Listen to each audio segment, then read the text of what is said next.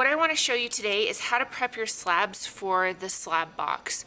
Remember, we need our slabs to be leather hard, and right now when you roll a slab, it's really plastic.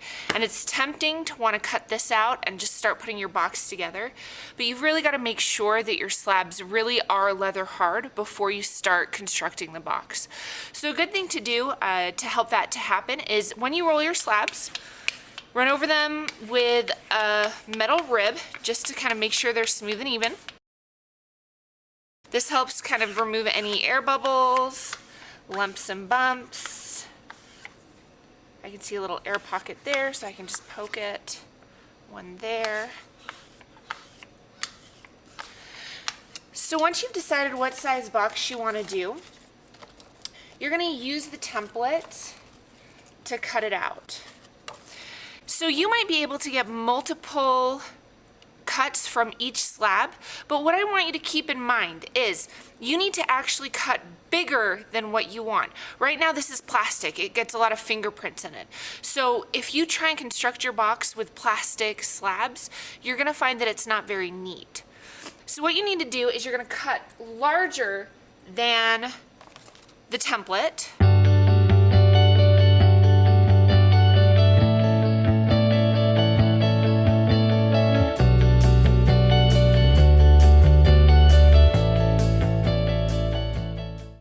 Now I want you to cut at least 2 extra slabs. Why do you think I want you to cut 2 extra?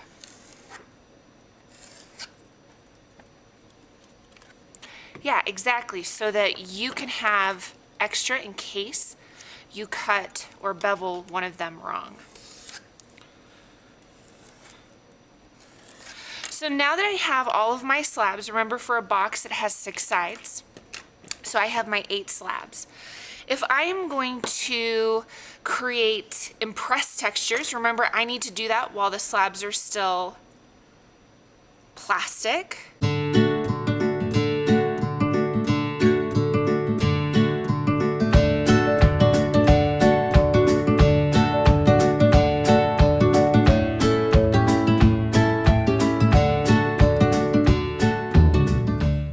What do you notice as I'm impressing this texture? What's happening to the slab? Yeah, it's kind of stretching out.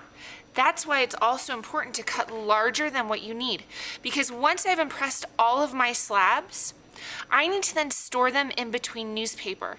That newspaper is going to wick away the water, and it's going to help them to get leather hard before I actually cut them to the right size. You do not want your slabs to bend at all before you cut them.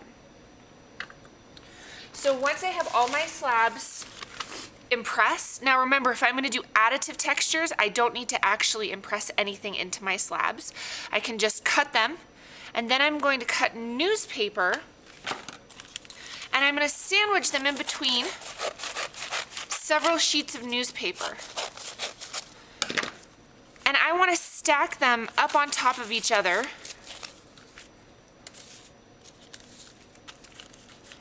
And this is great to do if you're prepping your slabs before a break or before the weekend. And you're just going to put at least 8 pieces of newspaper in between.